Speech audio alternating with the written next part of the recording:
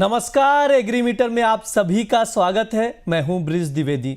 आज के एग्रीमीटर में हम ग्वार के मार्केट पर चर्चा करेंगे। ग्वार पर विस्तार से बातचीत करने के लिए हमारे साथ जुड़ रहे कुंवरजी ग्रुप के डायरेक्टर और हेड रिसर्च रवि देवरा जी और कमोडिटी एक्सपर्ट पुखराज चोपड़ा जी। आप दोनों का बहुत बहुत स्वागत है द बोनस में।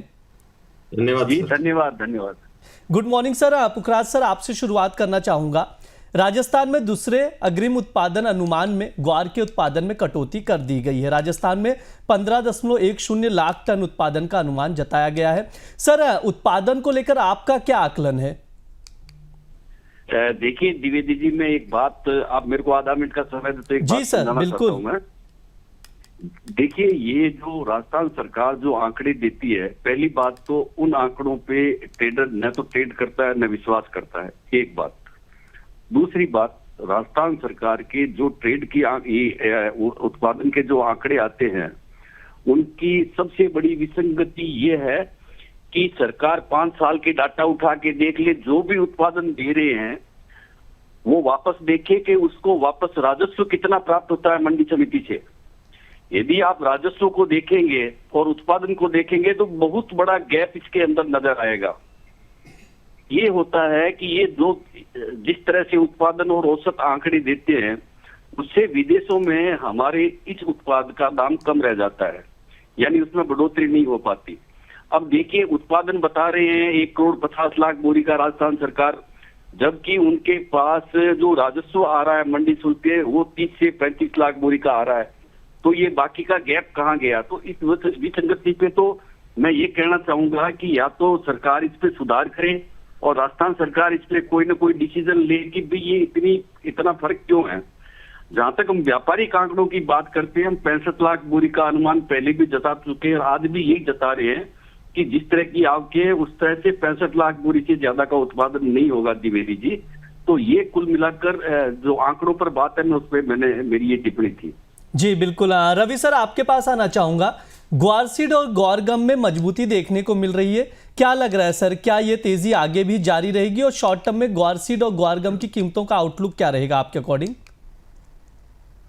जैसे पुखराज जी ने बात की, आई थिंक यहाँ पे पहले तो अनुमान काफी हायर हुए एंड पर्टिकुलर क्यों हुए वही नहीं पता। आई थिंक जिस हिसाब से सोइंग के नंबर आ रहे थे इनिशियली फेजेस पे, मींस के पुखराज जी भी ने 2 से 3 बार सर्वे में भी एंड अपने व्यूज में भी बताया था, पर्टिकुलर इसी हिसाब से ट्रेंड फॉलो किया। एक बार प्राइसेस काफी नीचे चले गए थे क्योंकि हायर प्रोडक्शन का अनुमान था, बट फार्मर का इंटरेस्ट धीरे धीरे इसमें कम हो रहा है। ये मार्केट को समझना चाहिए। आई थिंक इस हिसाब से लास्ट में जब अनुमान आते हैं तो वो रियलिटी के साथ मैच हो जाते हैं, बट इनिशियली अनुमान पे कोई ज्यादा रिएक्शन इस हिसाब से नहीं हुआ।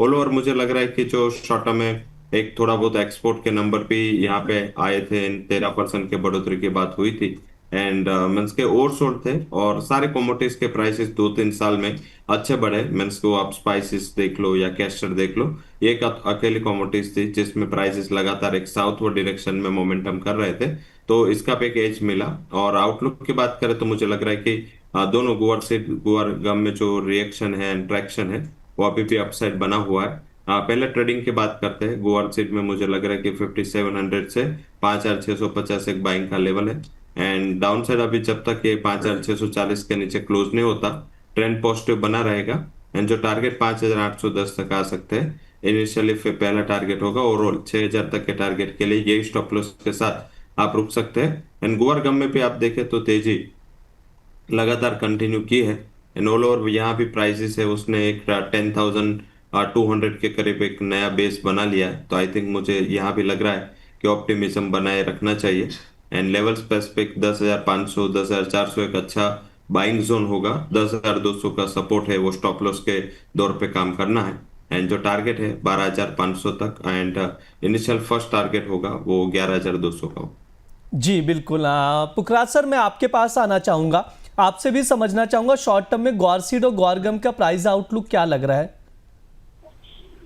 देखिए द्विवेदी जी, जो चीज सट्टे पे आधारित होती है उस पे प्राइस आउटलुक पे बोलना टेक्निकल वालों के लिए तो सही चीज है, पर जो लोग सिर्फ फंडामेंटल देखते हैं, मैं जैसे फंडामेंटल देखता हूं, तो फंडामेंटल पे जो ये 4600 रुपए प्राइस हुए थे इसके ग्वार के या 4550 हुए थे, तो वो फेयर प्राइस नहीं थे। अभी जो चल रहे हैं वो फेयर प्राइस है, इसको हम गलत प्राइस नहीं कह सकते। अब देखिए क्या वजह हुई कि ऊपर में ये ग्वार बिका 6200 रुपए और 6200 रुपए से वापस 5450 रुपए बिक गया। तो किसी भी फंडामेंटलिस्ट के लिए तो ये कहना बहुत मुश्किल है कि इसके भाव नीचे में क्या हो सकते हैं, ऊपर में क्या हो सकते हैं। बाकी जहां तक मेंटलिटी की बात है, मेंटलिटी ये है कि इन भावों का ग्वार घटना नहीं चाहिए। अगर घटता है तो उसे नाजायज माना जाएगा, क्योंकि जो एक्सपोर्ट डिमांड है 25,000 टन की वो कंटिन्यू चल रही है, उसमें किसी तरह का कोई कमी नहीं आई है। और जहां तक फसल की बात है वो जैसा मैंने पहले बताया, तो सप्लाई जरूर कमजोर है, पर ऐसी कोई बात नहीं है कि अभी कोई बहुत बड़ी तेजी या बहुत बड़ी मंदी आ जाए। ये 6,000 के आसपास के भाव हो जाएं तो अच्छा है जी। पुखराज सर, एक चीज और आपसे समझना चाहूंगा आवक को लेकर। राजस्थान की मंडियों में अगर देखा जाए तो ग्वार सीड की आवक में गिरावट देखने को मिल रही है। सर, ग्वार सीड की आवक घटने की वजह क्या नजर आ रही है, क्या कुछ रीजंस लग रहे हैं? जी, पहली तो ये कि 5 लाख हेक्टेयर में बिजाई कम हुई थी। दूसरी ये कि फसल भी पिछले साल के मुकाबले कमजोर है।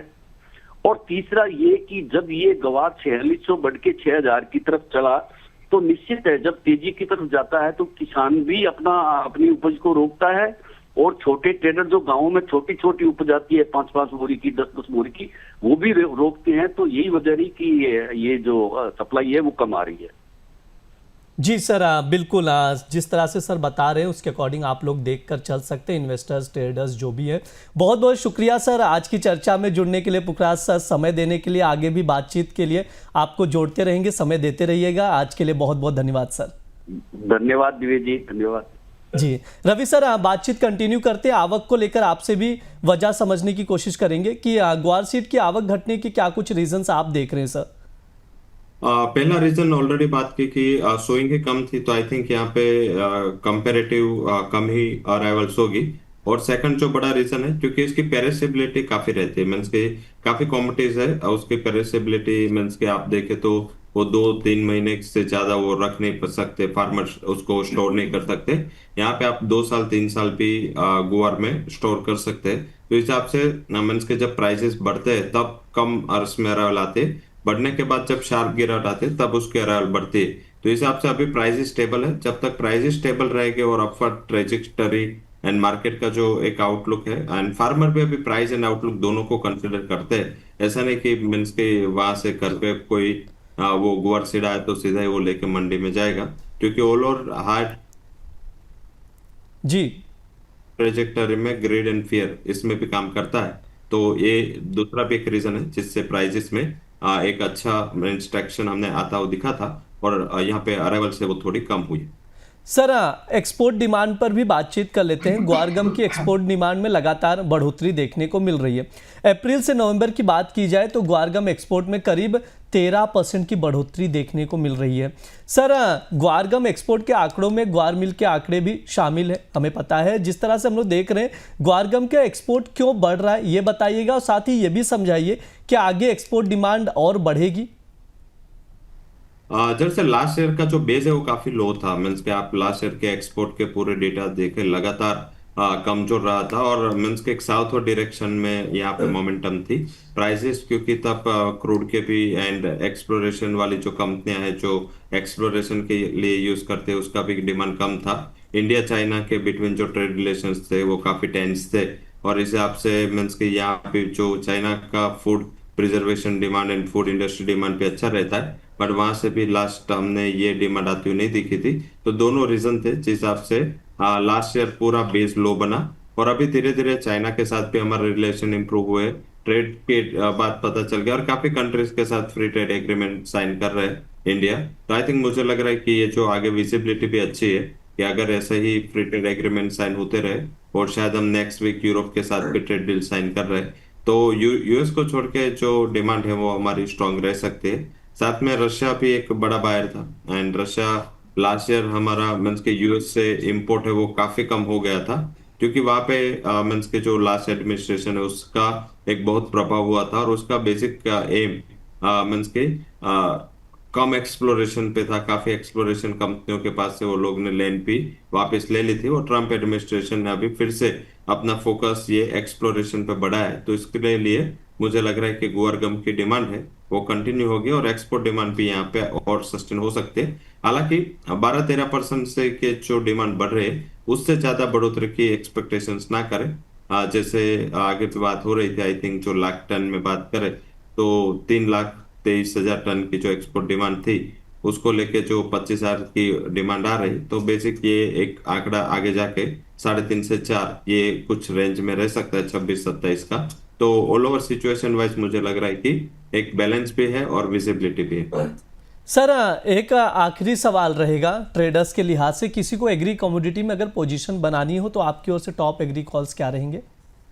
जैसे पहला गुआर सीडी मैंने रिकमेंडेशन दिया था, आई थिंक 5700 पे बाय है, 5810 का टारगेट, एंड जो स्टॉप लॉस है वो 5640 का थे। तो आई थिंक पहला रिकमेंडेशन गुआर सीडी पे फेब्रुआरी फ्यूचर में। सेकंड रिकमेंडेशन ये जो करेक्शन आया 2 से 3 हफ्ते में, तो उसके बाद एक कैस्टर एट्रैक्टिव लेवल पे पहुंच चुका है, एंड 6540 पे कैस्टर सीड बाय करें।